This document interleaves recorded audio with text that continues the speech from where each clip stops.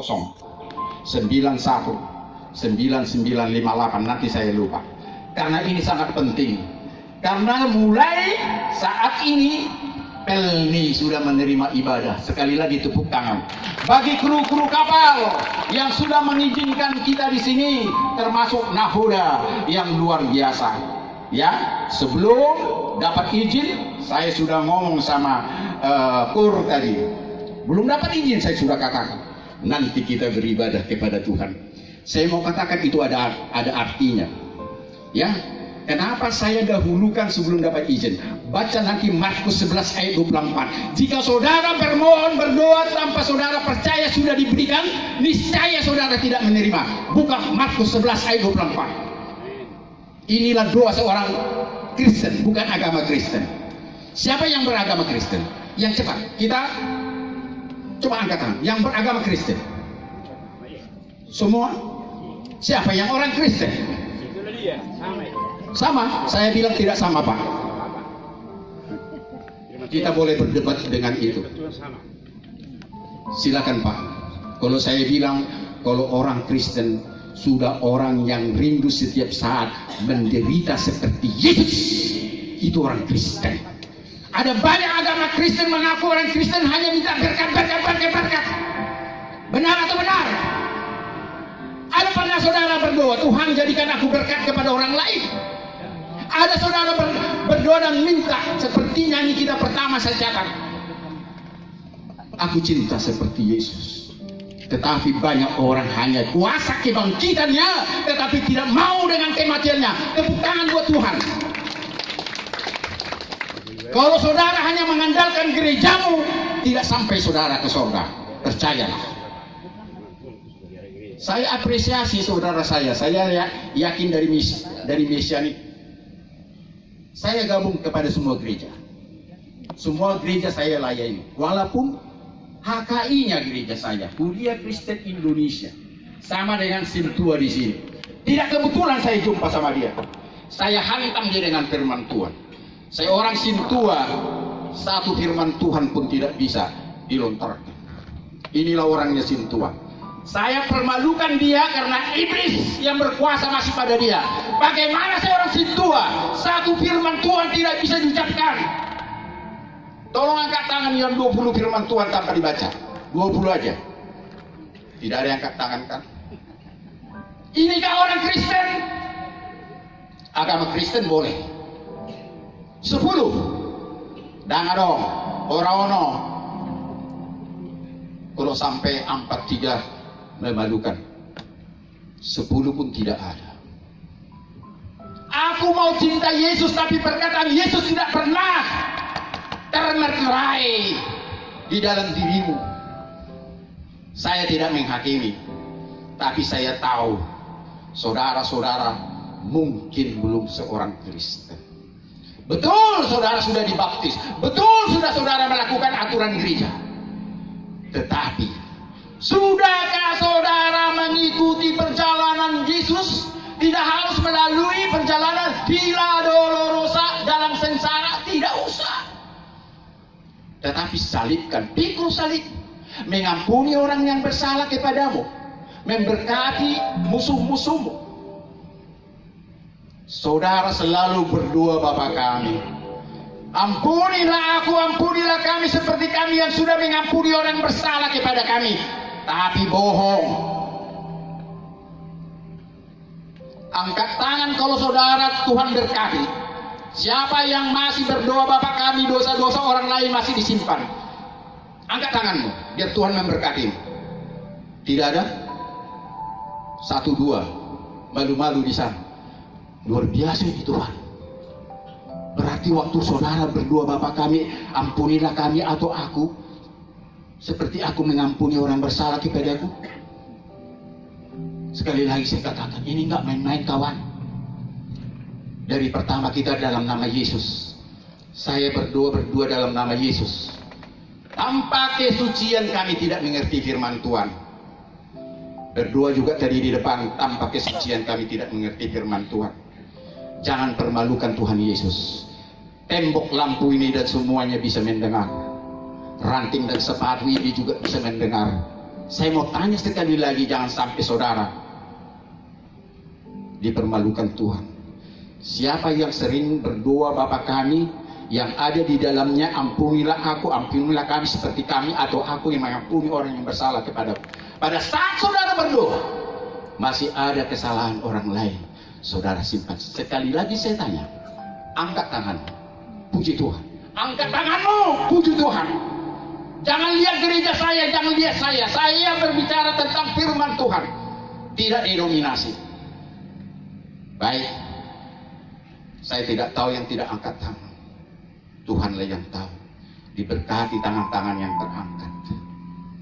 Bagi Tuhan, kalau saudara saya tadi dari Mesianik, ya, mengatakan di dalam Tuhan, saya bilang di dalam dirimu gereja yang sesungguhnya. Bukan di gerejamu, bukan ajaran gerejamu, apapun gerejamu.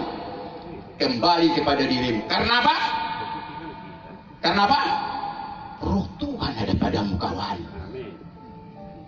Kalau memang roh Tuhan ada padamu, ya itu gerejamu yang sesungguhnya. Kalau saya membawa HKI tidak seperti ini saya bawa agenda, itu Sintua. Sampai sekarang pakai agenda. Bahkan memberkati orang baca agenda.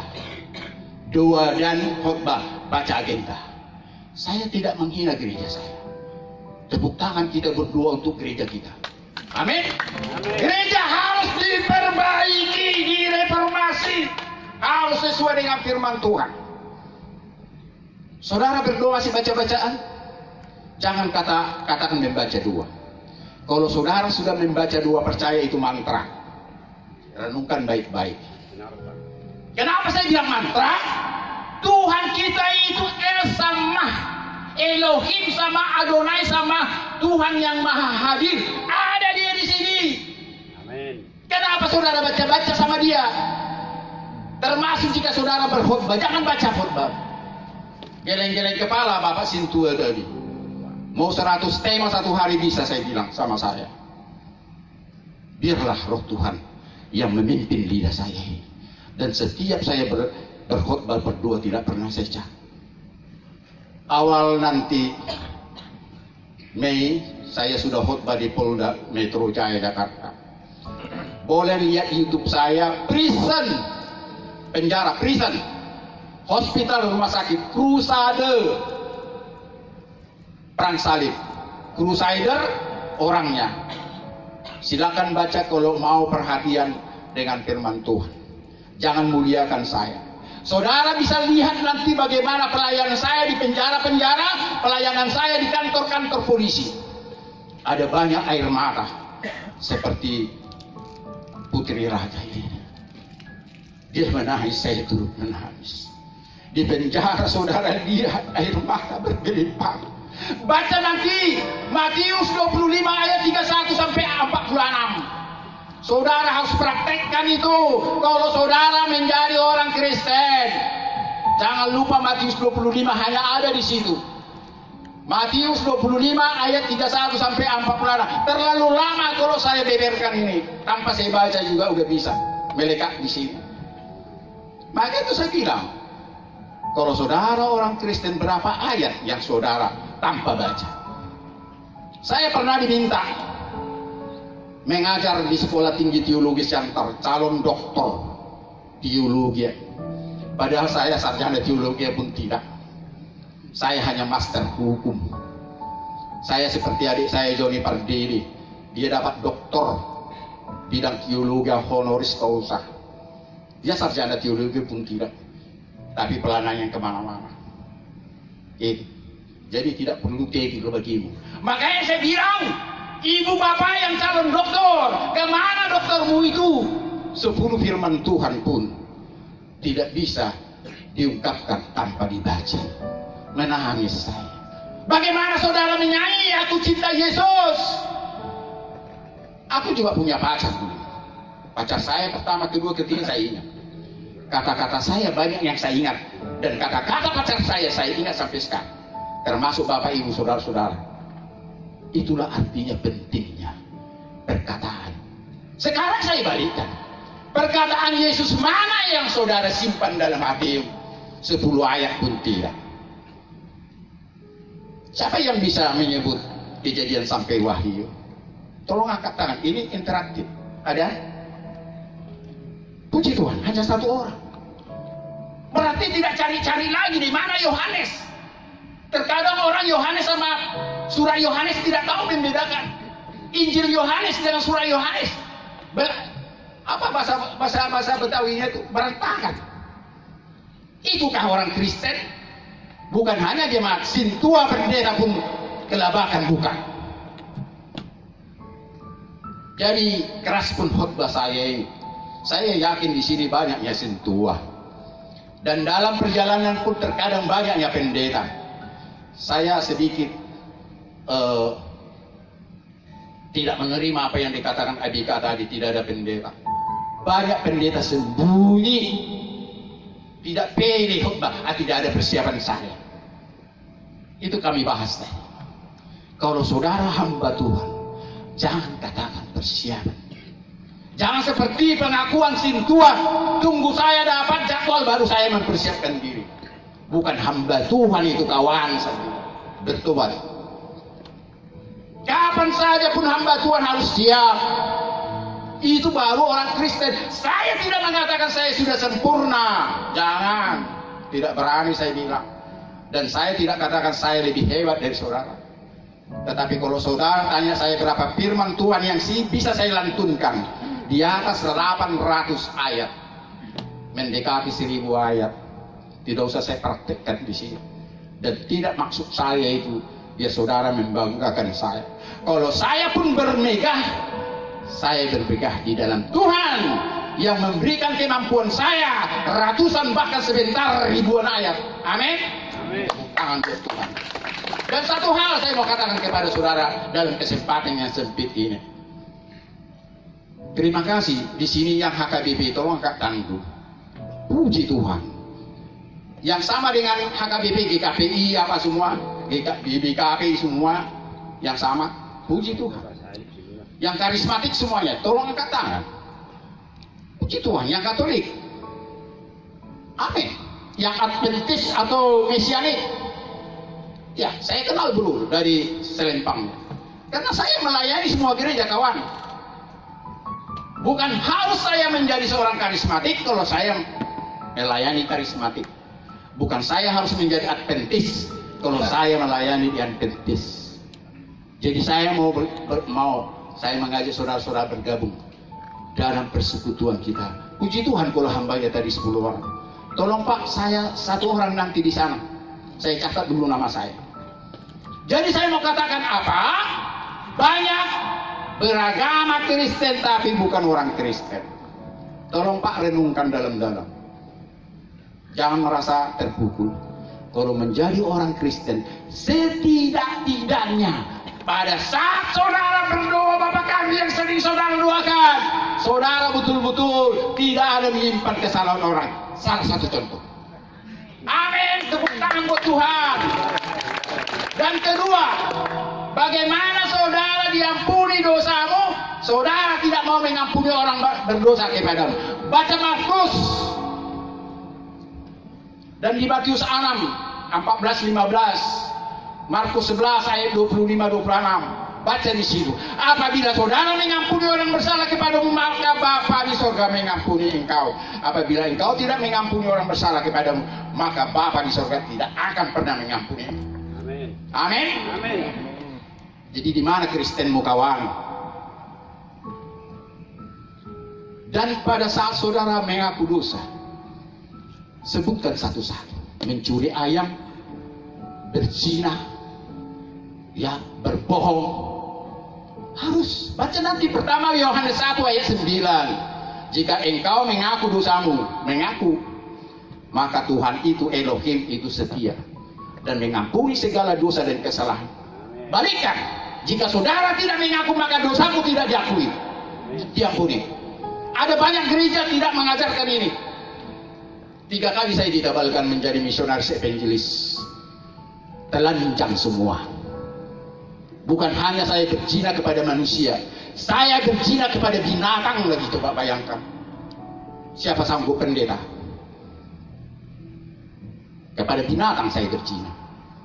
SMP saya sudah melacur, tapi SMA saya ditangkap, puji Tuhan, kelas 2 dari Yayasan Penginjilan Batu Mawar, YPPII, buka di situ. Dan saya juga ditabiskan dari evangelisasi Pemain Indonesia. Kelas 2 SMA. Siapa yang kelas 2 SMA? Tolong berdiri. Atau SMA? Tidak ada? Biar kita bayangkan bagaimana saya waktu itu. Dari situ saya bibelon, kata orang Batak, bro. Bibelon artinya gila Alkitab. Baca. Dari situlah saya mulai menginjil, berkhotbah di NHKBP. Padahal saya belum balua siapa kakumon, mendaftar pun belum. Udah khotbah saya. Disinilah saya buktikan tidak sanggup gereja menangkap saya. Tapi firman Tuhan waktu KKR di Kota Medan, kelas 2 SMA, ditangkap saya seperti Paulus, menyerah saya. Tolong bawa saya dalam penginjilan. Tidak dikasih, tamat dulu sekolah. Menyerah saya di situ. Betul saya meraung-raung, bawa sekarang. Saudara tahu pimpinan Roh Kudus, diubahnya saya. Dari situ saya begini tuh. Menginjil saya di gereja. Aturan gereja saya itu belum bisa ngomong apa-apa. Tetapi saya sudah mengkhotbah orang yang sudah madua. Sedangkan saya mendaftar madua pun belum. Jadi itu saya buktikan bahwa gereja yang sesungguhnya adalah di diri kita masing-masing. Boleh ikut dengan saya? Sama-sama kita katakan, gereja yang sesungguhnya. Gereja yang sesungguhnya ada di dalam diri saya. Karena Roh Tuhan ada padaku. Amin. Saya tidak mengajari saudara berontak dengan gerejamu, tidak. Tantang itu, Pak. Saya tidak mau. Tapi ada juga ketakutan. Nanti kalau dia tepuk tangan, itu sudah karismatik katanya. Betul itu, Pak. Cobalah. Banyak fakta. Seolah-olah tepuk tangan ini milik karismatik. Makanya gereja harus direformasi. Amin. Baca Mazmur 150 nanti. Terlalu lama kalau saya lantunkan. Semua puji-pujian, bunyi-bunyian harus memuliakan Tuhan. Terlalu lama. Tetapi puji Tuhan, gereja-gereja suku mulai beralih. Udah mulai pakai bass di gerejanya. Kalau dulu seperti apa ini? Seperti apa namanya? Seperti menghina Tuhan kalau main gini, main bass dan apa semua. Hanya organ. Sekarang gereja mulai berpikir. Karena remaja-remajanya sudah mulai ibadah kepada gereja yang jingkrak-jingkrak. Kita buka-bukaan aja. Bukan gereja-gereja yang jingkrak ini mencuri domba, tidak, dombanya datang. Kita buka-bukaan di sini. Jadi tema saya lihat, simpulkan aja temanya ini ya. Ya, tidak perlu saya bikin tema. Ambil yang bisa saudara ambil. Jangan ambil yang saudara tidak bisa ambil. Dan saya percaya kalau Roh Tuhan ada padamu, karena saya berbicara dalam kitab suci, bukan dari kemampuan saya atau perkataan saya. Jadi terima kasih Pelni sudah memulai ibadah ini, dan saya sangat suka untuk pelayaran berikutnya.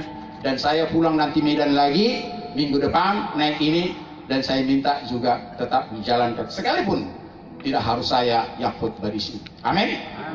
Ada mau saya katakan kepadamu saudara-saudaraku, jangan sampai lupa waktumu. Baca 1 Petrus, pertama Petrus 4 ayat 2 atau 2 ayat 4 di situ.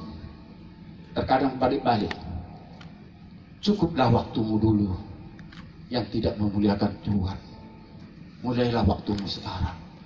Terutama saudaraku yang usia indah. Istilah kami di HKI, usia indah kepada umur 70 tahun ke atas. Saya tidak tahu gereja mana. Sudah makin dekat panggilan Tuhan.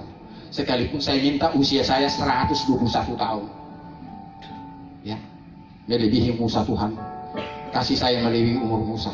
Banyak orang tertawa sama saya. Masalah Tuhan kasih atau tidak, saya no problem. Jika saya tidak komitmen dalam usia saya melayani sampai mati, cabutnya nyawa saya sekarang. Sering doa saya begitu. Saya ingatkan Tuhan, 121 Tuhan melebihi 1 tahun umur Musa. Baca nanti Mazmur 121 ini indah juga. Karena di sana di dalamnya itu apa? Khusus ayat 6 itu. Ayat 6 atau 7. Tuhan menjaga engkau dalam segala bentuk kecelakaan. Ini dalam perjalanan. Mazmur 21 ini jangan sampai saudara lupa. Mazmur 103 juga. Dalam saudara mengikuti tahun baru sekarang ini. Karena masih orang Batak bona tahun masih banyak. Jangan lupa Mazmur 103. 22 ayat itu. Indah kali kalau saya lantunkan ini. Baca masalah kerukunan gereja, baca Mazmur 133. Ya, ada banyak Mazmur-Mazmur itu kalau kita renungkan. Seperti Mazmur 1, kalau saudara berhasil renungkan Mazmur 1 6 ayat. Karena orang yang merenungkan firman Tuhan siang dan malam, mereka seperti pohon yang ditanam di tepi aliran air, yang menghasilkan buah pada musimnya dan yang tidak layu daunnya. Apa saja yang diperbuatnya berhasil. Baca nanti di sini. Terlalu panjang kalau semua saya habiskan. Siapa yang mau cari pekerjaan di sini? Tolong angkat tangan. Kita berdoa. Yang cari pekerjaan. Puji Tuhan, ada yang angkat tangan. Dan siapa di sini yang mau meninggalkan kebiasaan lama? Mabuk-mabuk. Menyerah dia. Bukan karena suara saya keras. Tiap hari satu teko tua harus minum. Ini sin tua. Tiap hari tidak bisa tidak merokok. Ini sin tua. Saya telanjangi dia untuk kemuliaan Tuhan. Tepuk tangan buat Tuhan. Saya sudah bilang, saya tidak fanatik dengan tua. Saya tidak fanatik dengan alkohol.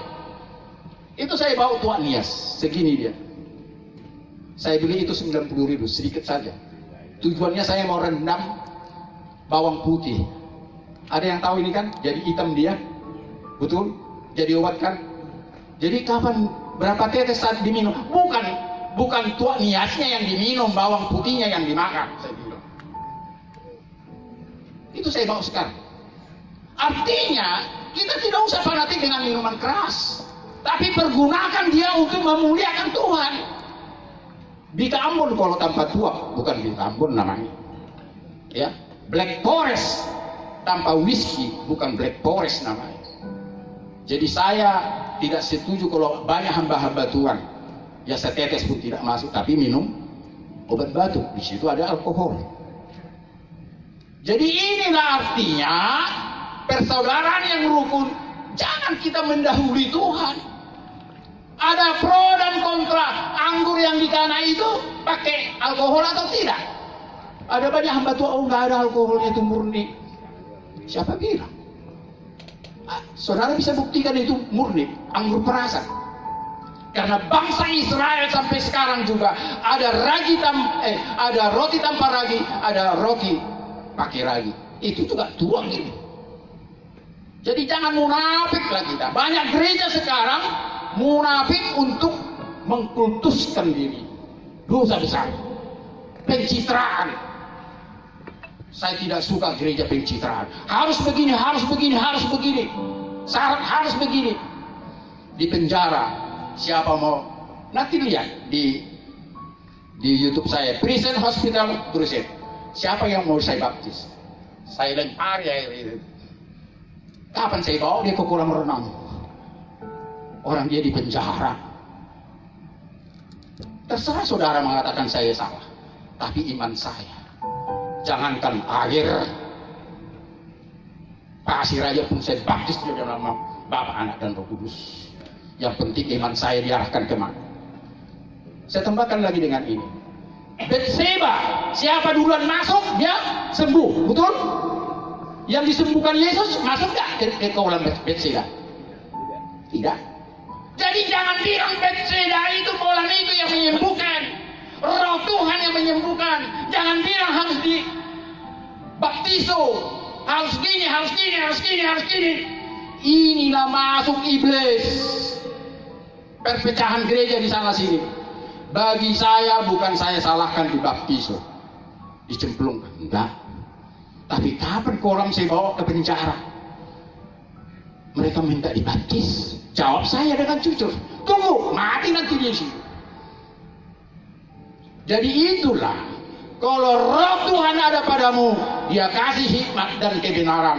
Makanya jangan pernah hanya tunduk dengan aturan gereja. Saya tidak mengatakan saudara berontak kepada gereja. Tidak, saya masih tetap pakainya saya Medan Kota. Tapi saya hanya jemaat, karena hari Minggu saya khotbah di sana sini. Gak sempat saya sebagai jemaat. Pimpinan saya tahu saya kemana-mana. Amin. Masih ada waktu sedikit lagi Pak. 5 menit lagi. Untuk 5 menit. Siapa mau menjalani pertobatan di sini? Saya bertobat kelas 2 SMA. Yang polos, saya tinggal di stasiun Sewampu. Tempat banyak di situ preman, saudara tahu dulu. Saya tinggal di situ. Tempat orang-orang memperkosa. Daerah saya itu Sewampu, Simpang Barat. Lagu orang Batak kan kena Simpang Limun, Simpang Barat, ya Pancur Barat, preman itu.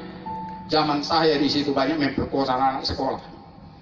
Tapi Tuhan memanggil saya di tengah-tengah orang yang berendah. Kalau saya ditangkap, saudara pun bisa ditangkap. Paulus bertobat bukan karena kemauannya, ingat, jangan lupa. Saya bertobat bukan karena kemauan saya, tapi Tuhan menangkap saya. Tepuk tangan buat Tuhan.